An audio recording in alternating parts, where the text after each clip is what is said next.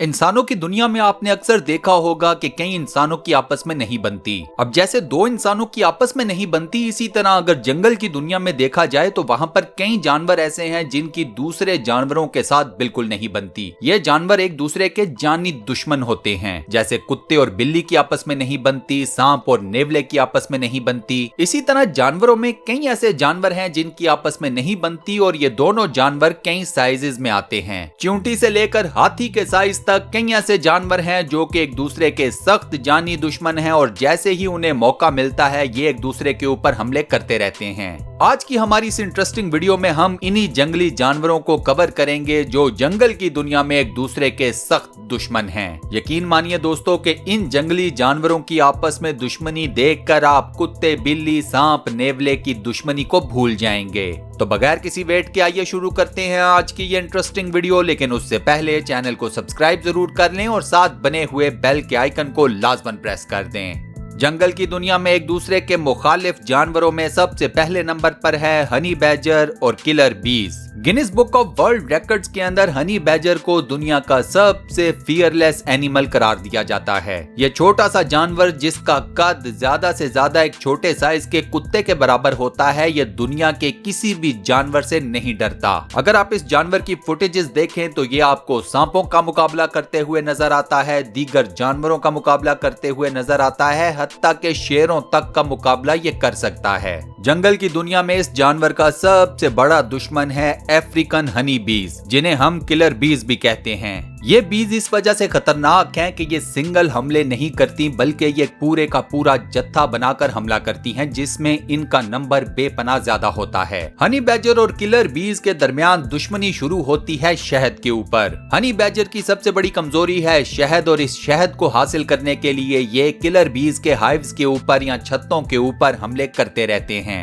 Honey badger को सबसे बड़ा एडवांटेज ये है कि इसकी स्किन काफी ज्यादा मोटी होती है। हनी बीज इसके ऊपर हमले भी करती हैं, इसको डंग भी मारती हैं, लेकिन चूंकि इसकी स्किन काफी ज्यादा मोटी होती है लिहाजा उनका डंग ज्यादा अंदर पेनिट्रेट नहीं कर पाता। इसके अलावा चूंकि हनी बैजर सांपों का भी शिकार करता है, ये जहरीले सांपों को भी खा जाता है, तो इसके जिस्म के अंदर ऑटोमेटिकली जहर के मुकाबले में एक एंटी वेनम रेजिस्टेंस मौजूद होती है। अब जब कोई हनी बैजर किलर बीज के हाइव के ऊपर हमला करता है तो इसे इन बीज का मुकाबला करना पड़ता है। ये बीज हनी बैजर के मुंह के ऊपर भी काटती हैं, जो कि इसकी पूरी बॉडी में सबसे ज्यादा वनरेबल एरिया होता है। लेकिन इसके बावजूद हनी बैजर अपनी धुन का पक्का होता है और ये इन किलर बीज के सामने से शहद को चुरा कर ले जाता है। ये बात साबित करती है कि ये छोटा सा जानवर हनी बैजर वाकई ही में जंगल की दुनिया का सबसे फियरलेस एनिमल है। आपका क्या ख्याल है दोस्तों कि क्या वाकई ही में ये जंगल की दुनिया का सबसे फियरलेस एनिमल है या आपके जहन में किसी और जानवर का नाम है? आपका जो भी जवाब हो मुझे कमेंट सेक्शन में जरूर बताइएगा। नंबर 2 पर है किलर व्हेल्स और great white sharks. Great white shark को समुद्र की दुनिया का सबसे बड़ा प्रीडेटर कंसिडर किया जाता है, लेकिन ये खूनखार मछली भी एक और मछली से डरती है जिसका नाम है ऑर्कस व्हेल, जिसे उर्फे आम में किलर व्हेल भी कहा जाता है। अब किसी ग्रेट व्हाइट शार्क को ये बात पता चल जाए कि उसके एरिया में कोई किलर व्हेल आ चुकी है तो ये शार्क अपना एरिया छोड़ देती है और वो भी 1 साल के लिए। ऑर्कस व्हेल्स या किलर व्हेल्स कार्निवोरस होती हैं और ये हर तरह की मछली को अपनी खुराक बना लेती हैं। ना सिर्फ ये बल्कि कई मर्तबा इस व्हेल ने हिरनों तक का शिकार किया हुआ है। ये व्हेल्स टीम वर्क में काम करती हैं और ये बेहद ज्यादा स्मार्ट होती हैं। समुद्र की दुनिया में आपको बेहद कम ऐसा कोई मौका देखने को मिलेगा जब कोई एक किलर व्हेल अकेले में कहीं स्विम कर रही हो। आमतौर पर ये किलर व्हेल्स 30 व्हेल्स का झुंड बनाकर उसमें स्विम करती हैं या ट्रेवल करती हैं। अब जब कोई किलर व्हेल किसी शार्क मछली के ऊपर हमला करती है तो उसके लिवर को सबसे पहले टारगेट करती है। मोस्ट ऑफ द टाइम तो ऐसे होता है कि कोई किलर व्हेल शार्क मछली के लिवर वाला पोर्शन खा खू के बाकी को वैसे ही फेंक देती है। खाने पीने के मामले में ये व्हेल काफी ज्यादा सिलेक्टिव नजर आती है, मेरी तरह। नंबर 3 पर है स्पाइडर्स एंड बर्ड्स। परिंदों की ज्यादातर अक़साम डेली बेसिस के ऊपर छोटे मोटे कीड़े मकोड़ों का शिकार करती रहती हैं, उन्हें अपनी खुराक बनाती रहती हैं। इन कीड़े मकोड़ों में स्पाइडर्स या मकड़ियां भी आती हैं। अब ये स्पाइडर्स चूंकि छोटे साइज के होते हैं इसी वजह से ये परिंदों की खुराक बन जाते हैं। लेकिन अगर बात की जाए दुनिया के बड़े बड़े स्पाइडर्स की तो वहां पर यह सारा मामला बिल्कुल ऑपोजिट हो जाता है। स्पाइडर्स में गोलायथ, बर्ड ईटर और गोल्डन सिल्क और वीवर ये दो ऐसे स्पाइडर्स हैं जो के परिंदों का खुद शिकार करते हैं। गुलायत बर्ड ईटर स्पाइडर जब अपनी टांगे फैलाता है तो इसका टोटल साइज जाकर बनता है 11 इंचेस। ये स्पाइडर जब परिंदों के ऊपर हमला करता है तो उनको बाइट करता है। इस बाइट की वजह से ये परिंदों के जिस्म के अंदर एक खास किस्म का न्यूरोटॉक्सिन पॉइजन इंजेक्ट करता है। इस जहर की वजह से परिंदे बेहोश हो जाते हैं, मर जाते हैं और इस स्पाइडर की खुराक बन जाते हैं। अब ये स्पाइडर चूंकि ज्यादातर वक्त जमीन के ऊपर गुजारता है, इसी वजह से ये परिंदों का शिकार भी जमीन के ऊपर रहकर ही करता है। गोल्डन सिल्क और वीवर नाम के स्पाइडर की गेम इससे बिल्कुल मुख्तलिफ है। ये 8 लेग्ड स्पाइडर दुनिया का सबसे मजबूत और सबसे बड़ा जाल बुनता है।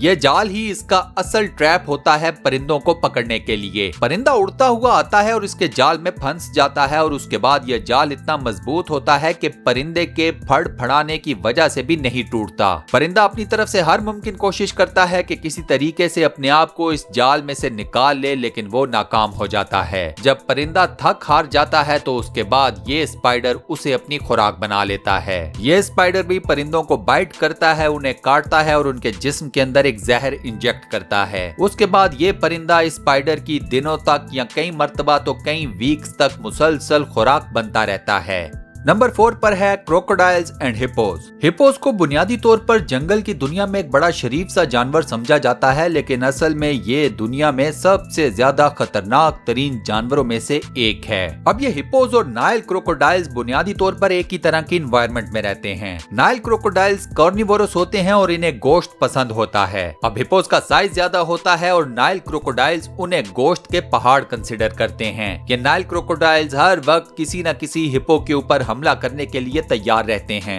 आप हैरान होंगे कि कई हिप्पोपोटामस का वेट होता है 4.5 टन। अब किसी भी नाइल क्रोकोडाइल के लिए किसी हिप्पो को गिराना बेहद मुश्किल काम होता है। उसकी एक रीजन तो हिप्पोपोटामस का साइज है, जबकि दूसरा रीजन ये है कि हिप्पोपोटामस हमेशा ग्रुप्स या फैमिलीज में रहते हैं। अब जब एक नाइल क्रोकोडाइल इस तरह किसी हिप्पोज के हर्ड के ऊपर हमला करता है तो तमाम हिप्पोज उसके ऊपर उल्टा हमलावर हो जाते हैं। इवेंचुअली शिकार के लिए आने वाला शिकारी खुद शिकार बन जाता है।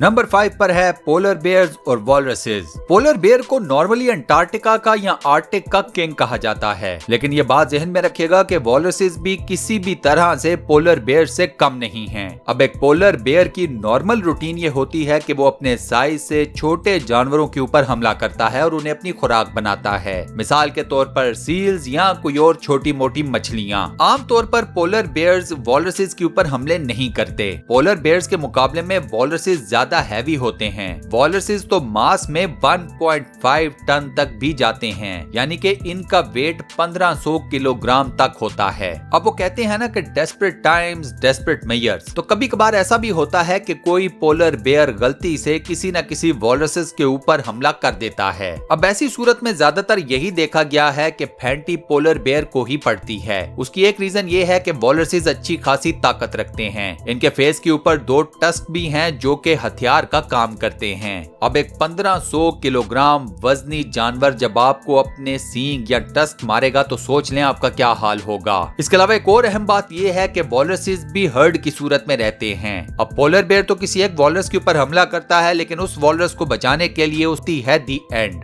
आज की इंटरेस्टिंग वीडियो में मैंने आपको जितने भी जानवरों की एक दूसरे के साथ मुखालफत दिखाई, लड़ाई झगड़े दिखाए, दुश्मनी दिखाई, आपके ख्याल में कौन से 2 जानवर वाकई ही में एक दूसरे के काफी ज्यादा बड़े दुश्मन हैं? आपका जो भी जवाब हो मुझे कमेंट सेक्शन में जरूर बताइएगा। इस वीडियो का फीडबैक देना मत भूलिएगा, मुझे आपके फीडबैक का इंतजार रहेगा। मुस्तकबिल में मजीद ऐसी इंटरेस्टिंग और फुल ऑफ नॉलेज वीडियोस देखने के लिए स्टूडियो 1 चैनल को सब्सक्राइब करना मत भूलिएगा। मिलते हैं नेक्स्ट वीडियो में।